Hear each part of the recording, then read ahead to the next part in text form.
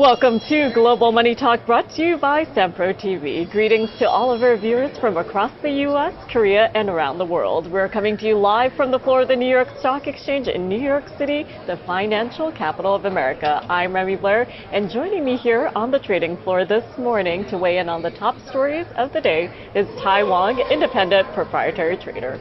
Tai, good morning and happy Wednesday to you. Good morning, Remy. Today, October 2nd, is sort of ironically International Nonviolence Day. It's based on the birthday of Mahatma Gandhi, who was famed for his nonviolent sort of resistance to the British Empire, which eventually helped win India its independence. And you see all the things going on in the world, and you just breathe kind of a sigh. Yes, and then when we look at what's happening in the Middle East as well as other parts of the world, it really makes you pause for a moment. We know that as we kicked off the month of October as well as the final quarter of this year, all eyes were on the Middle East. And especially when we were live yesterday, we were watching what was happening in Israel. So in today's session, we'll dissect that a little bit. But let's start out by talking about what we saw in the markets yesterday. And yes, right now we are seeing flat trading for the U.S. equity averages. But we did start out yesterday in the red. So what do you make of some of that volatility? Does it stem back to everything we're seeing in terms of risk?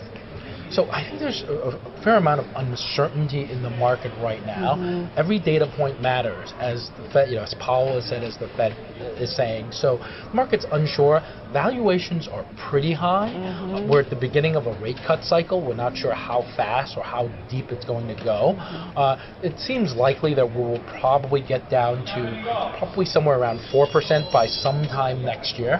How quickly that goes remains to be seen. And that's generally good for the markets, but a lot of that has already been priced in. Yeah. So if the market is looking for some good news, I don't think it's found it yet, but there's not a lot of selling.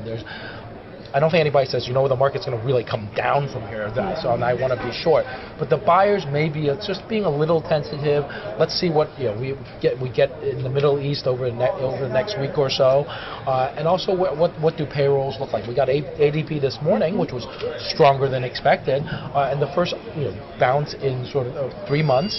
And interestingly, even though it was a tiny bit, ADP, the revision to August was slightly higher, and certainly with the employment reports, we've seen sort of all revisions lower, which suggests overall a little bit of weakness in the employment data. So it's just tiny. ADP doesn't necessarily always correlate with payrolls, but maybe a sign that the market is stabilizing.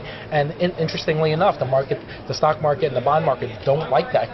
They're still rooting for another 50 basis points, which at this stage seems 65-35 is what the market is pricing that they're not going to get. It's very interesting to see the fluctuations so far this week in terms of expectations for the Fed rate cut coming up in November, following the U.S. election, and of course another non-farm payrolls. But before we get that October non-farm payrolls report, this Friday we do get the latest month, September non-farm payrolls and unemployment. And before that, tomorrow morning, we get jobless claims. Yes. So a lot of labor data to get through. Absolutely, absolutely. So that's why I think the market's just a little tentative. It needs a little spark to get it going. We also tomorrow and Friday is Rosh Hashanah, so it's a Jewish New Year, and that's going to make the markets, certainly in the United States, perhaps a little bit quieter than it normally is. Which my parking at the parking lot might be a little bit better, which is positive for me. But the market might be a little quieter, a little tentative, waiting for some kind of inspiration. And before the show, you and I were talking about everything that's happening across the world and across the country. So when we're looking at the upcoming jobs data, not this upcoming non-farm payrolls, but the October non-farm payrolls, given the labor strikes that are happening, not just with the ports, but also Boeing, and the aftermath and effects of the hurricane, that could also affect some of the data that we see in the coming month as well. Right. It's the strikes. It's what happens around the strikes. I think you'll see that probably activity around these ports will grind to a halt. So it's going to be some interesting adjustments that the Bureau of Labor Statistics may have to do, sort of heroic adjustments. And that early it might be, I don't know what it's going to look like. But that I think the Fed may take this into consideration. Is, as you say, that October report, which comes out on November 1st, could be a little messy. Yeah. And speaking of which, as we look ahead to the month of November, of course, we're looking at the election, and last night we saw the first and most likely the last VP presidential debate between J.D. Vance and Tim Walz. So what did you make of their performance last night? I watched it soup to nuts. As it was really interesting. It was going to be an interesting face-off between these two, the two vice presidential candidates. And generally speaking, and there's a famous quote from FDR's first Vice President, John Nance Garner of Texas, and he said apparently to Lyndon Johnson that getting elected to vice president, the vice presidential ticket is the most damn fool thing I've ever done. And the legendary comment was, the office of the vice presidency isn't worth a bucket of warm spit. Apparently, it wasn't actually spit; it was a slightly more vulgar word, but sensitivities were different at the time, so they vulgarized that into like spit, but it was actually something else. And but it was important yesterday because this election is very, very close, and it's really a way for the country to see both of these candidates who are number 2 on the ticket, which often doesn't matter until it does. Right? Lyndon Johnson had to succeed Jack Kennedy. Andrew Johnson had to succeed Abraham Lincoln. He did a great job, and he doesn't really get much credit for it. I mean, he was almost convicted, impeached and almost convicted. He lived by 1 vote, Andrew Johnson. And then most recently, we saw that Biden was forced by his own party to step aside. So that vice presidential slot is important, and Trump is pretty good for somebody who's almost 80, but then again, you want somebody who's a heartbeat away. So I think my take on the results of the debate was, I think, generally speaking, almost everybody agrees that Vance had the far better night. He was poised, he was polished. He also, which I was impressed with, he answered the questions. He would go off on a statement, and then he came back to answer the question. And for him, he's been made out, he has the lowest approval ratings of any of the 4 candidates at on the ticket. He's been accused of being an attack dog, somebody who's a little off the handle, and a lot of people panned Trump's selection of him. Well, I'll tell you what, Donald Trump Jr., who was the one who really pushed J.D. Vance instead of Doug Burgum, the governor of North Dakota that Trump initially wanted, Donald Trump Jr. is pretty happy today because he came off and he said, smart, polished, not crazy, sort of very affable, in fact. And you could argue that he defended Trump's first term and the ideas behind sort of Trump's campaign better than Trump himself because he didn't fall into the traps. Governor Walz, on the other hand, been in politics much, much longer, but certainly the hardy Midwesterner, sort of, like an everyman. He came off as a little bit tentative. He misspoke a few times, and listen, I get that. I misspeak from time to time. It happens, and you're in front of 100 million people, although they're not in the audience with you, but it was a little tough. I think for him, the one part that they caught him, and I was a little surprised when they asked him about where he said he was during Tiananmen Square. He seems to have a little bit of a history of fibbing about his service, about whether he was in Iraq. And it's sort of his persona he's gotten away with. They didn't ask him about that, but what they did ask him was, why did you say you were in Hong Kong in Tiananmen Square when you weren't there? And I think it was a surprise. He sort of tried to filibuster his way through that and said he brought a lot of teams to China, but it was caught that you got caught on that. But I think the one thing that he did do well was he's a very, very progressive candidate. As a matter of fact, he was really chosen because the Progressive Caucus in the Congress, primarily Pramila Jayapal, really wanted him and pushed Harris to take him. So he didn't come off as somebody who was far left progressive. He didn't come off as sort of Bernie Sanders from the Midwest. So I thought that was successful for him. But on balance, I think it is pretty clear that Vance had the better night. Now, how much will this matter? Maybe not a lot, but it's a very, very close election. And a close election, 5,000 voters here, 10,000 voters there. This is going to make the race even tighter and more interesting and give us more to talk about in the next month. Yeah, definitely, because when we think about the countdown to the election, it's a little over 30 days. And for many Americans out there, this was the first time that they saw both of these VP candidates on stage and got to hear them talk. And there are a lot of issues from policy to economics to what's happening in the Middle East brought up. And I think a lot of people were interested in hearing their responses as well as how they responded to some of the accusations, including what you mentioned, fibbing. And I think one thing that a lot of people had mentioned this morning is that there seemed to be a little bit more diplomacy there on that stage versus the presidential debate. You know, it kind of reminds me a little bit, and this goes by a little far, I'm dating myself, but sorry, not Al, Joe Lieberman and Dick Cheney back, in the 2000 election, that they were really, sort of friendly. I hope I've got the right election. It's either 2000 or 2004. But they were really sort of friendly and professional. They shook hands. There was a little bit of a relief from the, sort of the pot shots and the personal attacks. It was really interesting in that both sides, both Waltz and Vance, targeted their attacks towards the top of the ticket and not personally. A couple of pot shots here and there. I think Waltz said, "Oh, you're from a VC," but really they were relatively friendly. Which is, if we could dial down the tone, the anger, and the tone, in the electoral process, it would definitely be a good thing. I definitely agree with you there regarding diplomacy and being cordial. It was nice to see that amongst those two candidates last night.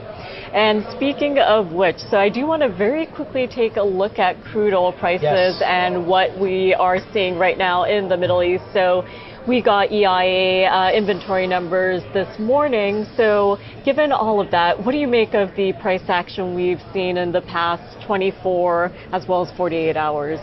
So crude has really been bouncing around over the past week or so. We saw a big spike yesterday when we were just about to go on air, and we saw that the U.S. warns that Iran is about to launch a ballistic missile attack on Israel. And it did come later in the day. They launched 180 ballistic missiles, which only have a 12-minute flying time, from where they were launched in western and southern Iran, I think, into Israel. And it looks like the Iron Dome and the different intercepting systems managed to get most of them. Some of them fell, very, very light casualties. And then right after, Iran actually goes, okay, so we're done. We won't push anymore if you don't. And it's sort of the kids playing tag. Okay, no backsies. I don't think it's going to work that way. If you strike Israel as tough, and as much volume as you did, as night follows day, the Israelis will retaliate. I think the Americans have more or less given them, saying, you will have to pay for this, have given them a green light to do it. But on the side, the Americans saying, let's not really hit where you have to hit, make it hurt, but let's not make this into, sort of World War III in the Middle East, especially ahead of our elections. So I think there will be retaliation. We'll have to see over the next, few days when, when they actually do it. But I think it will be more severe than it was last time when the Israelis were quite restrained. So crude spiked higher on that, but as you mentioned, the EIA report, the weekly EIA report we saw last week, this week we had much higher crude stocks, gasoline stocks, and distillates didn't fall as much as expected. And this is a big change from last week. And crude actually has fallen almost $1 since that report came out at 10:30.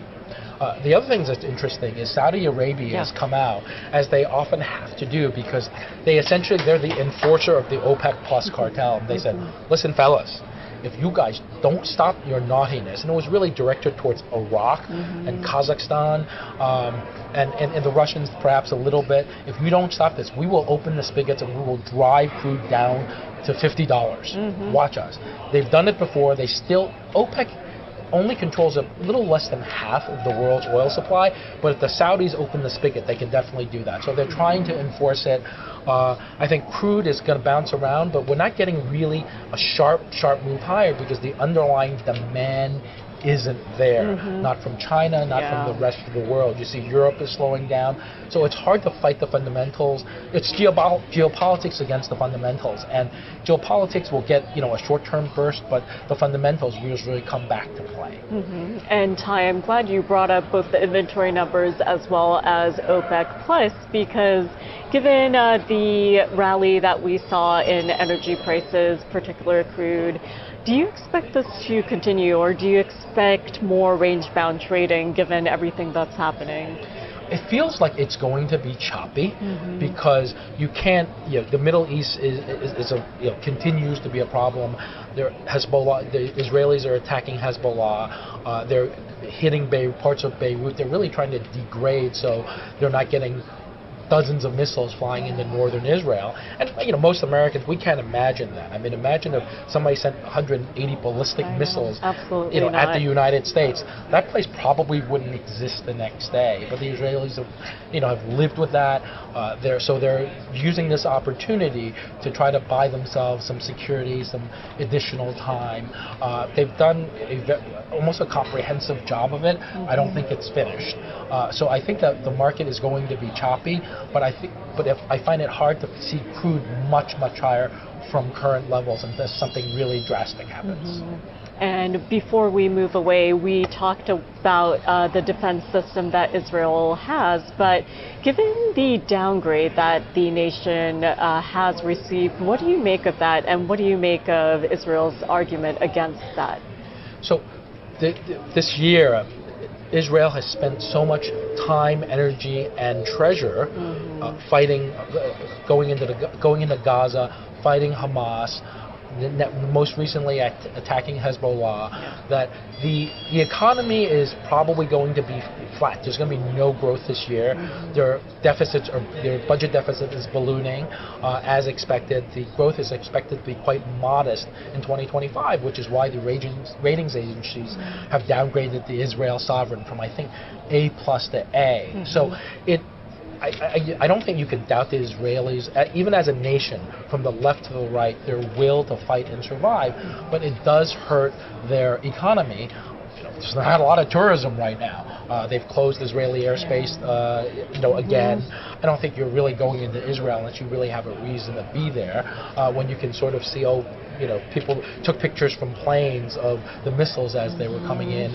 Agriculture has been suffering because you're taking a lot of manpower away from productive, sort of economically productive jobs to basically defending the country, and which you need to do. But as an ongoing basis, it's painful. So Israel will do it, but it hurts. And while we're speaking of growth, when we turn on the news, we're seeing images come in from the Middle East, but also here in the U.S., we're looking at port strikes, ongoing port strikes along the East Coast, along the Gulf Coast. So we are in day 2 of the port strike. So how long do you expect this to continue? And do you think Biden is going to step in anytime soon? Well, Biden has actually sort of stepped in, but I'm going to read a quote, and this is really it's a tweet, and I'm sure he didn't tweet it, but somebody close to it, he said, "Foreign ocean carriers have made record profits since the pandemic. When longshoremen put themselves at risk to keep ports open, it's time those ocean carriers offered a strong and fair contract that reflects ILA workers' contribution to our economy and their record profits." He also directed his team to monitor potential price gouging activity that benefits foreign ocean carriers. And excuse me. And that's from a report from Reuters. So he's coming out clearly in favor of the strikers there, and because labor is so important to him. So it's day 2. I would eat my hat if he stepped in with the Taft-Hartley Act before the election. So I would say, if it's still going on by the middle of November, I think he may step up and try to push both sides, but it is absolutely not going to happen before the election. Now, I didn't find eggs at Costco. You were mentioning you had problems looking for eggs yesterday. In Whole Foods. In Whole Foods. So, when those things start hitting, when toilet paper started being an issue, if that's it, and bananas, we import most of our bananas from the West Coast. Through the East Coast ports. Those things those anecdotes will start to build. And the other thing is 34% of our motor vehicles and motor vehicle parts come through the East Coast, much of that from Baltimore. So I think car makers are going to be initially happy to draw down their inventories, particularly someone like Stellantis, which has over 100 days of inventory, which is way too much.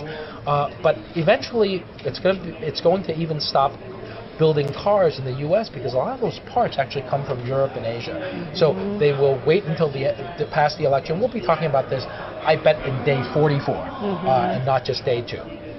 Well, you mentioned Baltimore, and earlier today I was speaking with a shipping expert who was following the collapse of the bridge in Baltimore earlier in the spring and how that affected movement of containers, and that was just one entry point.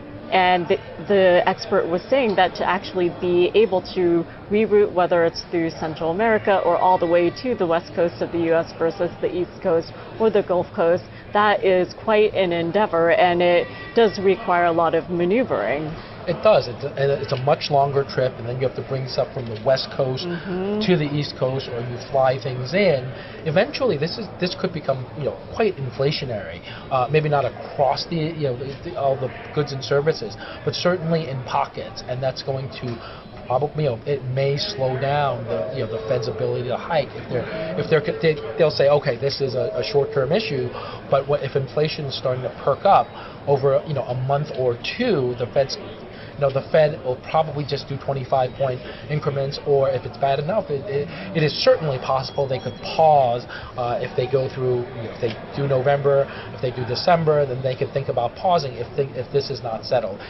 As time goes on, this will become a bigger and bigger problem. And depending on some of the estimates, whether you're looking at JP Morgan or other think tanks or other financial services institutions, they estimate billions of dollars lost from the U.S. economy with each passing day, not to mention each passing week, which I don't want to think about just yet since we are in day 2, but we're also about to head into the holiday shopping season here in the U.S., and Thanksgiving here in the U.S. is going to fall later than usual, the end of November, so between Black Friday and Christmas, there are only apparently 27 days, and we've been hearing from retailers, management teams at the big box retailers, and they're saying they have been planning for this, but at the same time, when we're thinking about shipping and all the different moving parts that go into actually making products hit the shelves, or if you're playing a order online, you don't know how long that's going to take, so that could put a dent in consumer purchases. Yes, and I think what's happened in recent years is, I think the first Prime Day on Amazon is probably, I think it's actually next week. Yes. So they're trying to force that, they're trying to spread that over, so they're not really so desperately dependent on the month or so between Thanksgiving and Christmas. In the short term, they've stocked up ahead of time, but as we get deeper into the fall season, I think you will see impact, and we don't know where that's going to come from yet. Yeah, and I know that I had a delivery expected earlier this week, but given the fact that it was coming from the southeast and because of the hurricane complications, it really makes you think how all these events are going to affect the movement of items across the country. The hurricane, Helene, has done a lot of damage, and in North Carolina particularly, the Asheville area, the western part of the country, the state has suffered a lot. And that may in itself have an impact on the election, because North Carolina has 16 electoral votes. Yeah. It's a lot of electoral votes. Yeah. And it's generally considered a lean Republican state. But aside from Asheville, the western part of that state is pretty rural / suburban, and the counties there are mostly red. So we have some time before the election, but you could see how that could also impact the election. But right now, we're worried about the human toll. We're looking for survivors, but something in the back of, I think, everybody's minds. And another thing that comes to mind is insurance costs, because we just heard from State Farm last week saying that it is becoming very expensive for the organization to continue insuring homeowners in the state of California given recent weather events and wildfires. So with hurricane season not over just yet, it does make you wonder what this means for the economy One last overall. comment on this. If you have a mortgage, you have to get insurance. The mortgage company Yeah. makes you. So you have to pay whatever the rate is going, and that rate is going up everywhere. And that's going to affect consumers' budgets when it Yes, comes to yes, shopping absolutely. around. So Tai, as always, thank you so much for joining me on this Wednesday morning. Tomorrow we'll be looking at jobless claims first Yes, thing in the great morning. to be here. Thank you, Tai. And coming up, I will be joined by Shweta Kajuria, Internet Analyst at Wolfe Research after the break. Don't go away. We'll be right back.